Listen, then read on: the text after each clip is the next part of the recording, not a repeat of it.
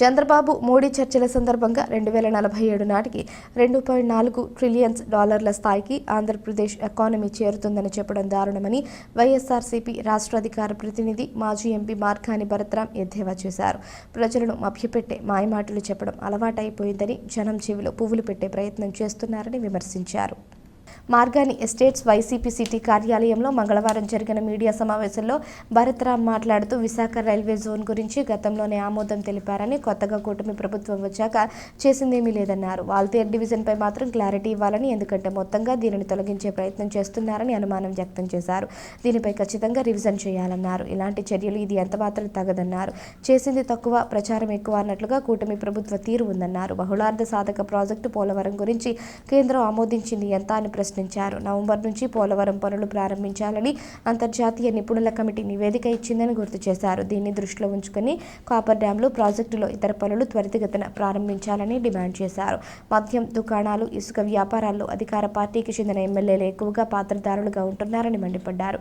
ఇక రాజమండ్రి నగరం విషయానికి వస్తే ఒకప్పుడు ఉండే పండుగ వాతావరణం ఇప్పుడు లేదని, పండుగ రోజుల్లో కూడా పండుగ వాతావరణం లేదని భారత్ వ్యాఖ్యానించారు. వైసీపీ నాయకులు ఎన్వి శ్రీనివాస్, వాసంశెట్టి గంగాధర్రావు, మార్తి లక్ష్మీదాస్, వెంకట్రావు, మార్తి నాగేశ్వరరావు, సాలా సావిత్రి, బిల్డర్ చిన్నారాయుడు, గణేష్ తదితరులు పాల్గొన్నారు.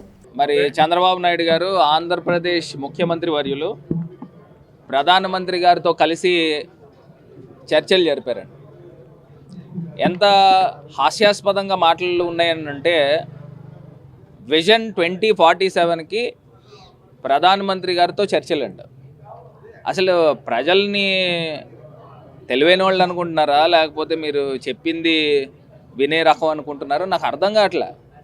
ఇప్పుడు అక్కడేమో ప్రపంచ దేశాలు వార్ జరుగుతుందా, ఇజ్రాయిల్కిను ఈ లెబనాన్కిను ఇరాన్కి సంబంధించి. ఇంత ఈ క్రైసిస్లో ఉన్నప్పుడు చంద్రబాబు నాయుడు గారితో 2047కి చర్చలు అంట. $2.4 ట్రిలియన్ ఎకానమీ గురించి చర్చలు అంట. అసలు ఇంతకన్నా దారుణం ఏమైనా ఉందా అండి? అసలు అప్పుడు మేము ఉన్నప్పుడు వాల్టేర్ డివిజన్ని రిటైన్ చేస్తూ జరిగిన అంశము ఇప్పుడు వాల్టేర్ డివిజన్ని మొత్తానికి తీసేసే కార్యక్రమం చేస్తూ ఉన్నారు.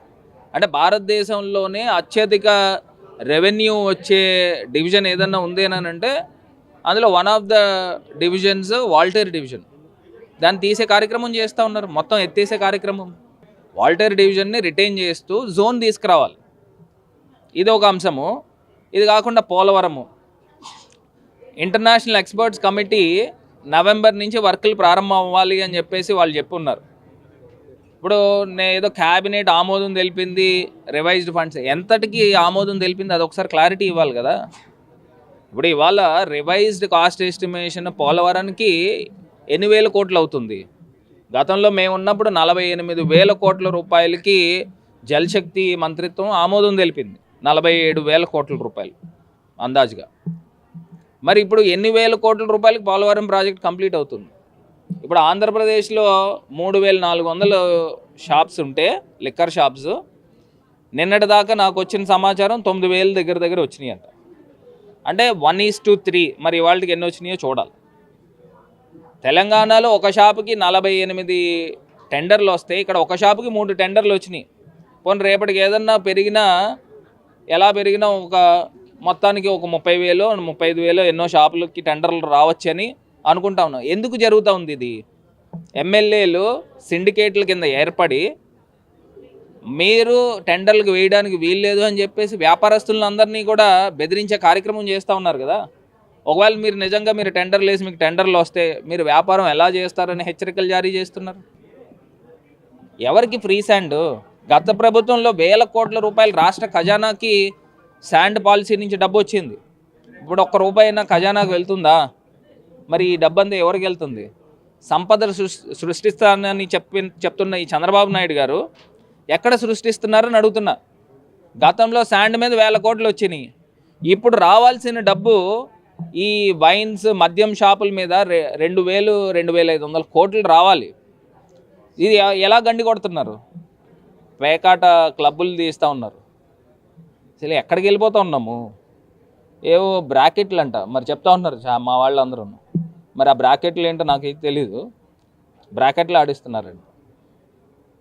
పేకాట కొన్ని లక్షల రూపాయలు చేతుల మార్పులు జరుగుతూ ఉన్నాయి. దీన్ని ఏ రకంగా ఈ సంస్కృతికి మీరు తీసుకొస్తా ఉన్నారు, తెర తీస్తూ ఉన్నారని అడుగుతున్నాను. గతంలో మేము ఉన్నప్పుడు ఎప్పుడైనా ఉండేదా? ఇప్పుడు నేను అన్నాను చూసారా ఇందాకడ, ప్రతిరోజు పండగ అంటే మేము ఆ పండగ వాతావరణం తీసుకొచ్చాం. సంక్రాంతి టైంలోనే మేము కోడి పందాలు, పేకాట, ఈ గుండాటలను మేము ఒప్పుకోలే. మీరు ఇప్పుడు ప్రతిరోజు పండగ ఈ రకంగా తీసుకొస్తున్నారు. పేకాట క్లబ్బుల ద్వారా, ఈ రకంగా బ్రాకెట్ల ద్వారా, ఈ గుండాటల ద్వారా మీరు ప్రతిరోజు పండగ కింద ఈ రకంగా తీసుకొస్తున్నారు.